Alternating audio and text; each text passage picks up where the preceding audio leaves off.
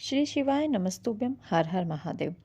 बड़ौदा में चल रही शिव पुराण कथा का आज 5वां दिन है। आज की कथा में गुरुजी ने एक नया उपाय बताया है और कुछ पत्र पढ़कर सुनाए हैं। वो उसके बारे में आज इस वीडियो में बताने वाली हूँ, तो वीडियो को आखिरी तक देखें। आज की कथा में गुरुजी ने बताया माता पार्वती ने शिवजी को 7 चीज़ें समर्पित की थी उन्हें पाने के लिए। उसमें से एक था रुद्राक्ष। आज की कथा में गुरुजी ने रुद्राक्ष का महत्व बताया है। सबसे पहले गुरुजी ने रुद्राक्ष का उपाय एग्जाम में पास होने के लिए बताया है। यदि आप कोई एग्जाम बार बार दे रहे हैं और उसमें यदि पास नहीं हो पा रहे हैं, तो जो रुद्राक्ष आपके पास है, आपके घर में है, उस रुद्राक्ष को अपने गले में लाल धागे में पिरोकर धारण कर लें। इसी के साथ रोज शिवलिंग पर 1 लोटा जल अवश्य चढ़ाएं और देखें बाबा आपको क्या देते हैं।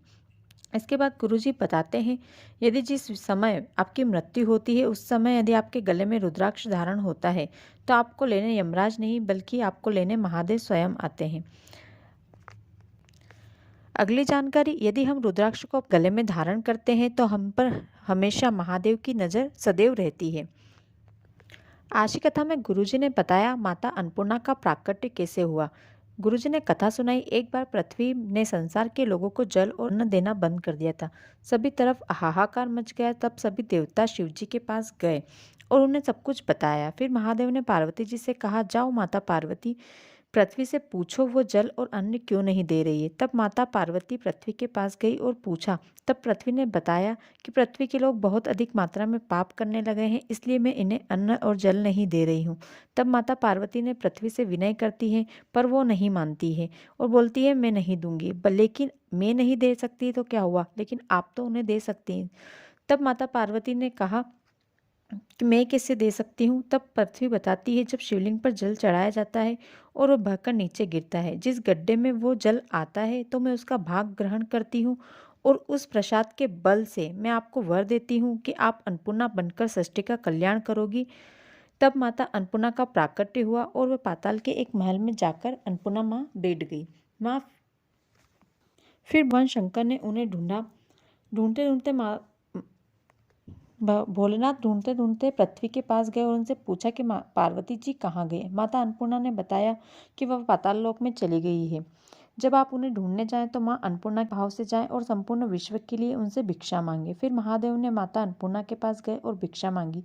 तब माँ अन्नपूर्णा आई और महादेव को अक्षत की भिक्षा उनके पात्र में दे दी। तब महादेव ने उसमें से एक एक चावल का दाना बेलपत्र के पेड़ के नीचे, आंवड़े के पेड़ के नीचे, बड़ के पेड़ के नीचे, शमी पत्र के पेड़ के नीचे, रुद्राक्ष के पेड़ के नीचे, ऐसे पूज्य जो वृक्ष हैं सभी के नीचे एक एक अक्षत रख दिया और अपनी जटा से गंगा को बहाया। तब पूरे संसार का कल्याण हो गया। आज की कथा में गुरुजी ने बताया, जिनके भी घर में शिवलिंग है तो शिवजी को बाकी देवता के साथ स्नान न करवाकर शिवलिंग को अलग एक कटोरी में या अलग एक पात्र में स्नान करवाएं और जब आप शिवजी को स्नान करवाएं तब उसका जल आप आचमन करें, अपने घर के बच्चों को आचमन करवाएं, पूरे घर में छिड़कें, अपने घर के गमलों में या किसी वृक्ष में डालें। जिसके भी ऊपर उस वृक्ष की छाया जाएगी उसका भी कल्याण हो जाएगा। लेकिन शिवजी पर जल का सदुपयोग होना चाहिए, गलत जगह पर वो जल नहीं जाना चाहिए। अगली जानकारी, गुरुजी बताते हैं, सभी तीर्थ स्थलों में कोई साधु कोई संत वहाँ बैठा होगा और तब साधना की होगी, तभी वो जगह सिद्ध होती है।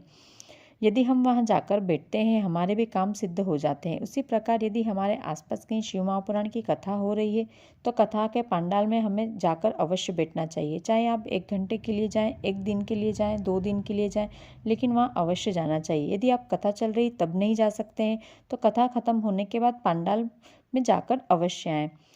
अगली जानकारी, शिव महापुराण कहती है कि कर्म प्रधान है, यानी अपने कर्म से कभी पीछे नहीं हटना चाहिए। जो काम जैसा भी हो, चाहे छोटा हो चाहे बड़ा हो, लेकिन हमें अवश्य करना चाहिए।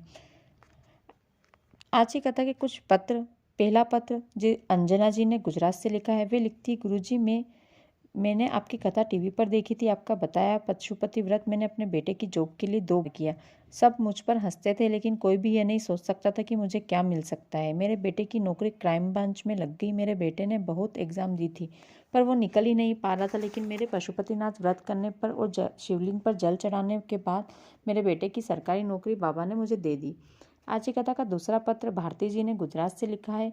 वे लिखती हैं, गुरुजी मेरी बेटी 3 साल की, पिछले महीने उसके पेट में अचानक बहुत अधिक मात्रा में तेज दर्द होने लगा। फिर हमने डॉक्टर को दिखाया, डॉक्टर ने उसकी जांच करवाई। जब जांच आई तो डॉक्टर ने हमें बताया कि मेरी बेटी के पेट में आते आपस में उलझ गई है, इसका तुरंत ऑपरेशन करना होगा। फिर हम शिव मंदिर जाकर जल चढ़ाया और जल जलकर बेटी को पिलाकर एक बेलपत्र बेटी को खिलाए और ऑपरेशन के लिए आगे हॉस्पिटल में निकल गए। रास्ते में जाते हुए मैंने श्री शिवाय नमस्तुभ्य मंत्र का जाप करती रही। जब हॉस्पिटल पहुंचे तो बेटी को ऑपरेशन के लिए ले गए और उसकी जांच कराई। जब वो जांच आई तो डॉक्टर भी हैरान हो गए, रिपोर्ट बिल्कुल नॉर्मल थी।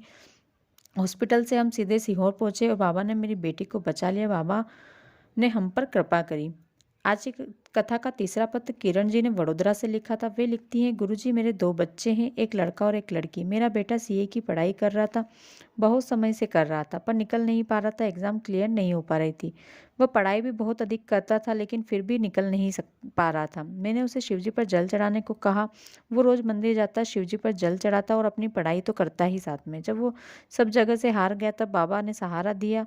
उसने सीए की एग्ज़ाम पास कर ली। फिर उसने अच्छी नौकरी के लिए बाबा से कामना की और इंटरव्यू देना चालू किए और मेरे बेटे को एक बहुत बड़ी कंपनी में जॉब मिल गई। मेरा बेटा 250 लोगों में से एकमात्र चुना गया था। आज की कथा का चौथा पत्र सोलता ने सूरत से लिखा है। वे लिखती, गुरुजी मेरे भाई की तबीयत अचानक से ख़राब हो गई थी।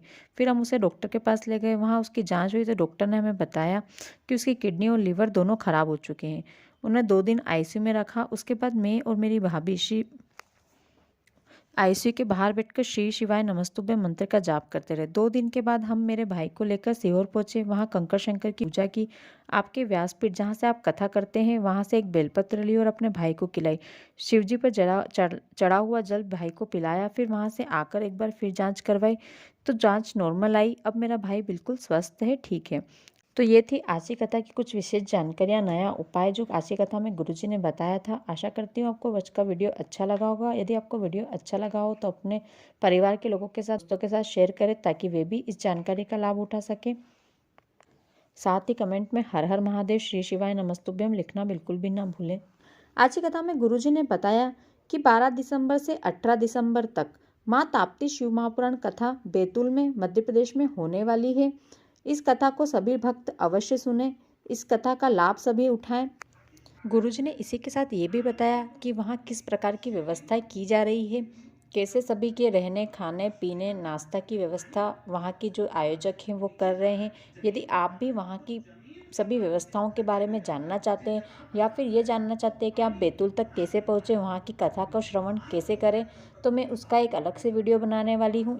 यदि आपने मेरे चैनल को अभी तक सब्सक्राइब नहीं किया है तो सबसे पहले मेरे चैनल को सब्सक्राइब कर लें। जब भी मैं बैतूल में होने वाली शिव महापुराण का वीडियो बनाऊंगी तो उसका नोटिफिकेशन आप तक पहुंच जाएगा, उसकी जानकारी आप तक पहुंच जाएगी ताकि आप भी उस इन्फॉर्मेशन को पढ़ सकें, जान सकें और वहां कथा तक पहुंच सकें।